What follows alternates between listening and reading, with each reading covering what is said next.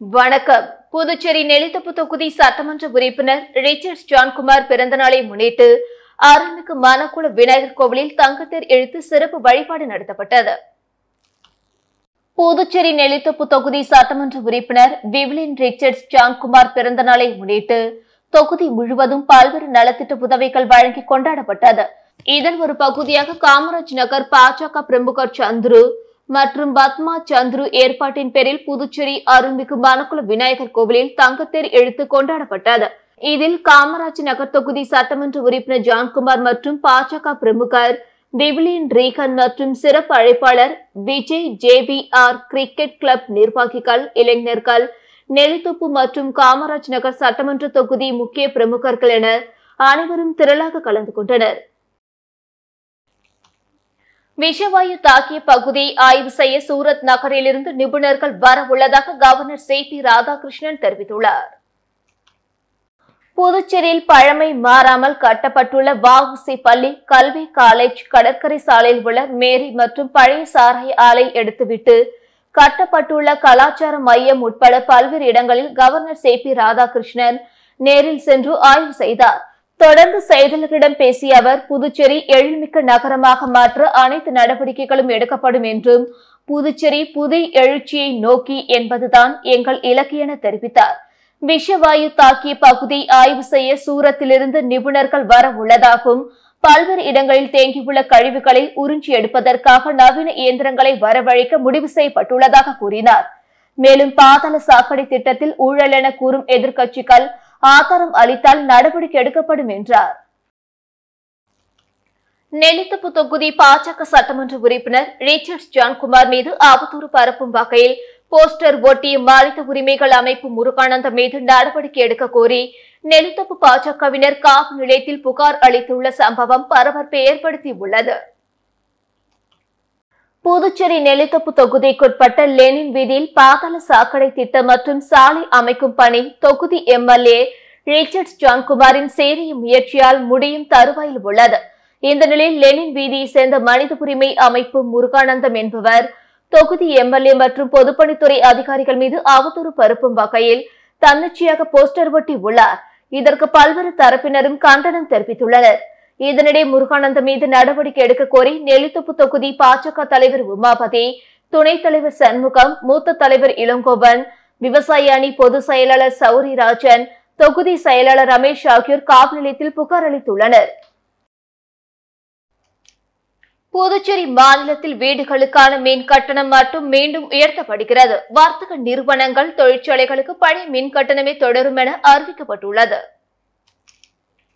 வீட்டு உபயோகத்துக்கு ஒரு யூனிட்டுக்கு சராசரியாக 50 பைசா முதல் 75 பைசா வரை உயர்த்தவும், வர்த்தக பயன்பாட்டுக்கு சராசரியாக ₹1 வரை கட்டணம் உயர்த்தவும் இணை மின்சார ஒழுங்குமுறை ஆணையத்திடம் புதுச்சேரி மின்துறை விண்ணப்பித்திருந்தது. இதற்கான அனுமதி தற்பொழுது வழங்கப்பட்டுள்ளது. அதன்படி புதுச்சேரியில் வீடுகளுக்கு முதல் 100 யூனிட்களுக்கான முன் கட்டணம் ₹2.25 ₹2.70 உயர்த்த அனுமதி தரப்பட்டுள்ளது. 101 முதல் 200 வரை யூனிட் பயன்படுத்தும் வீடுகளுக்கான மின் கட்டணம் ₹3.25 ₹4 201 முதல் 300 யூனிட் வரை யூனிட்டுக்கு தற்பொழுது வசூலிக்கப்படும் ₹5.40 ₹6 301 யூனிட்களுக்கு மேல் மின்சாரம் விநியோகிக்கும் வீடுகளுக்கான கட்டணம் ₹6.80 ₹7.50 உயர்த்த புதுச்சேரி அரசு கோரியதை ஆணையம் அனுமதித்துள்ளது. வணிக கட்டணத்தை உயர்த்த அனுமதி தரப்படவில்லை. பழைய கட்டணமே தொடரும். அதே சமயம் நிலை கட்டணம் 1 கிலோவாட் ₹75 ₹200 உயர்கிறது. இக்கட்டண உயர்வு ஜூன் 16ஆம் தேதி முதல் நடைமுறைக்கு வருவதாக மின்துறை அதிகாரிகள் தெரிவித்துள்ளனர். மீன்பிடி தடைக்காலம் முடிந்த நிலையில் புதுச்சேரி தேங்காய் திட்டு துறைமுகத்தில் மீனவர்கள் பூஜை செய்த பிறகு மீன்பிடிக்க கடலுக்கு சென்றனர். இந்திய அரசின் மீன்வள அமைச்சகத்தின் துணை ஆணையர் ஆணையின்படி கடல்சார் மீன் வளங்களை நீண்ட காலத்துக்கு நிலைநிறுத்தும் வகையில் பாதுகாக்க கடந்த ஆண்டுகளில் நடைமுறைப்படுத்தியது போல் இந்த ஆண்டும் ஏப்ரல் 15ஆம் தேதி முதல் ஜூன் மாதம் 14ஆம் தேதி வரை 61 நாட்கள் மீன்பிடி தடைக்காலம் அமல்படுத்தப்பட்டது. இதையொட்டி புதுவை பிரதேச கிழக்கு கடல் கனகசெட்டிக்குளம் முதல் மூர்த்திக்குப்பம், புதுக்குப்பம் வரையிலும் காரைக்கால் பிரதேச கடல் பகுதியில் மண்டபத்தூர் முதல் வடக்கு வாஞ்சூர் வரையிலும் மற்றும் ஏனாம் மீன்பிடி பகுதியை உள்ளடக்கிய இடங்களிலும் பாரம்பரிய மீன்பிடி படகுகளான கட்டுமரம், நாட்டு படகுகளை தவிர மற்ற அனைத்து வகை படகுகளும் குறிப்பாக இழுவலை கொண்டு விசைப்படகில் கடலுக்கு செல்லாமல் கரையில் நிறுத்தப்பட்டது. தொடர்ந்து தடைக்காலத்தில் படகுகளில் உள்ள பழுது நீக்கும் பணியில் மீனவர்கள் ஈடுபட்டு வந்தனர். இந்நிலையில் மீன்பிடி தடைக்காலம் நேற்று நிறைவடைந்தது. இதையடுத்து புதுச்சேரி தேங்காய்த்திட்டு துறைமுகத்தில் கடலுக்கு செல்வதற்கு தயாராக வைக்கப்பட்ட படகுகளுக்கு மீனவர்கள் பூஜை செய்து பூசணிக்காய் உடைத்து இறைவனை வணங்கி நேற்று அதிகாலை கடலுக்கு மீன்பிடிக்க சென்றனர்.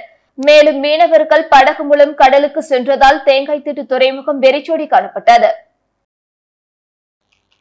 புதுச்சேரியில் சட்டவிரோதமாக பதுக்கி வைக்கப்பட்டிருந்த பல கோடி ரூபாய் மதிப்புள்ள 6 டன் சந்தன கட்டைகளை நீதிமன்ற அனுமதியுடன் பறிமுதல் செய்த தமிழக வனத்துறையினர் அந்த நிறுவனத்தை வருவாய்த்துறை அதிகாரிகள் மூலம் சீல் வைத்தனர்.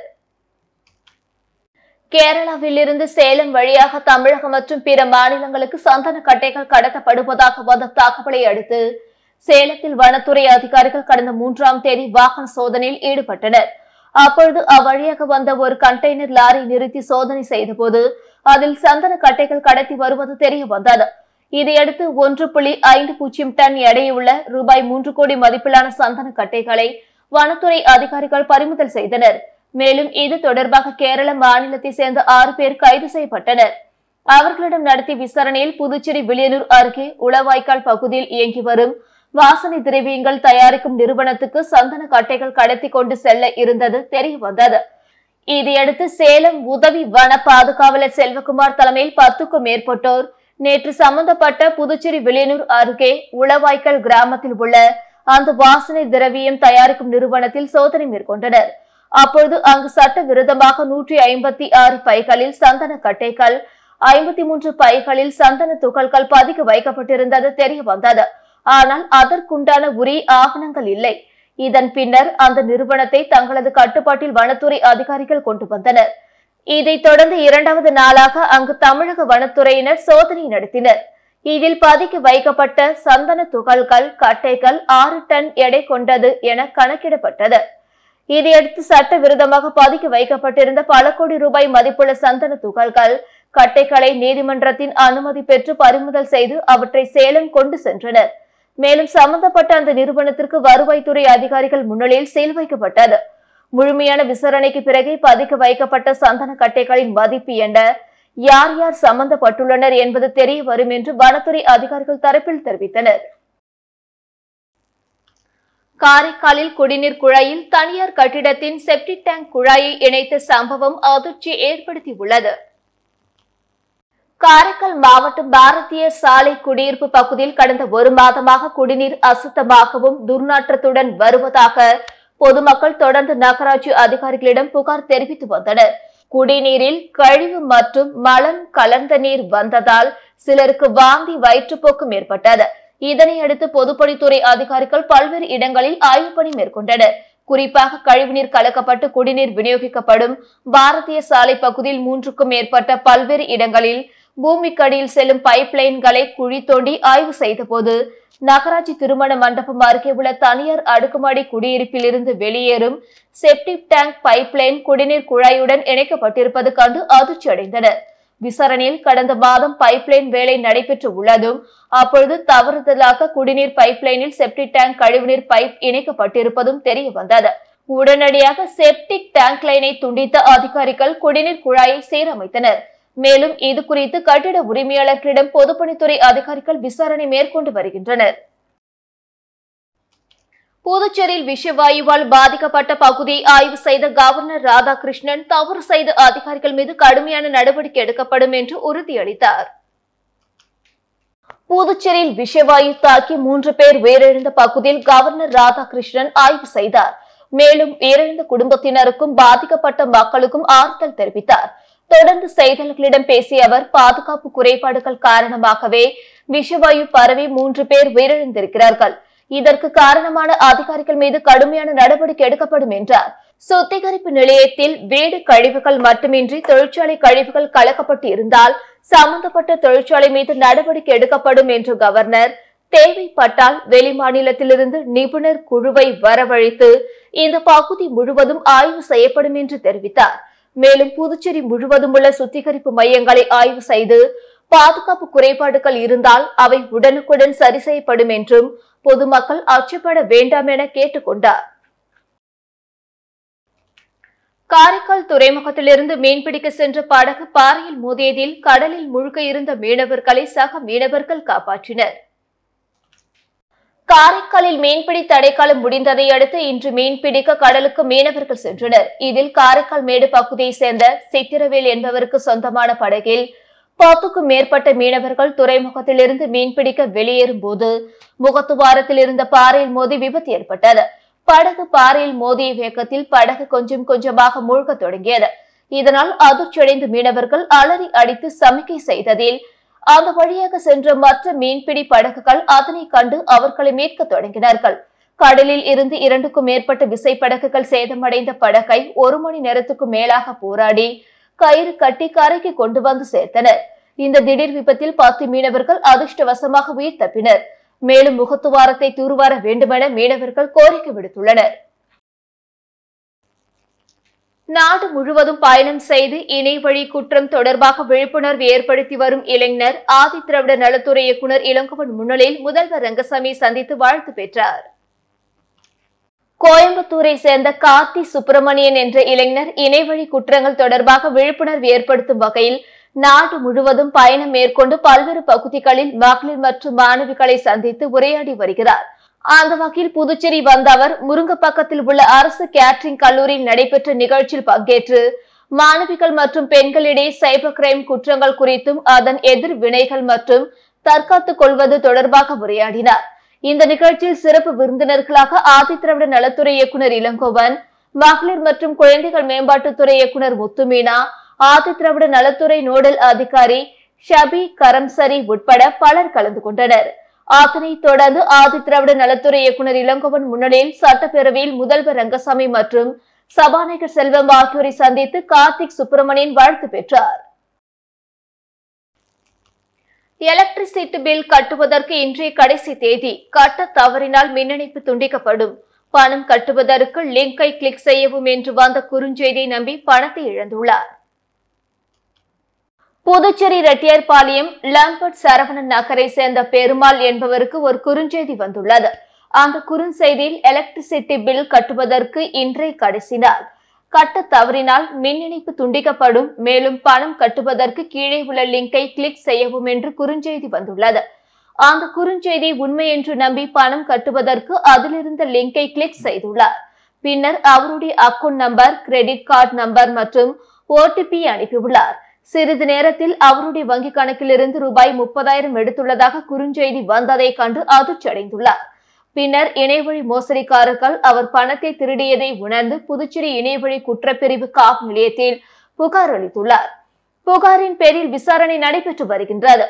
இது சம்பந்தமாக இணையவழி குற்றப்பிரிவு முதுநிலை காவல் கண்காணிப்பாளர் திரு கலைவாணன் IPS அவர்கள் பொதுமக்களுக்கு விடுத்துள்ள எச்சரிக்கை செய்தியில், இதுபோன்ற உங்களுக்கு EB பில் கட்ட கடைசி தேதி மற்றும் மின் இணைப்பு துண்டிக்கப்படும் என்று தெரியாத எண்ணிலிருந்து வரும் குறுஞ்செய்தியை முற்றிலும் நம்ப வேண்டாம்.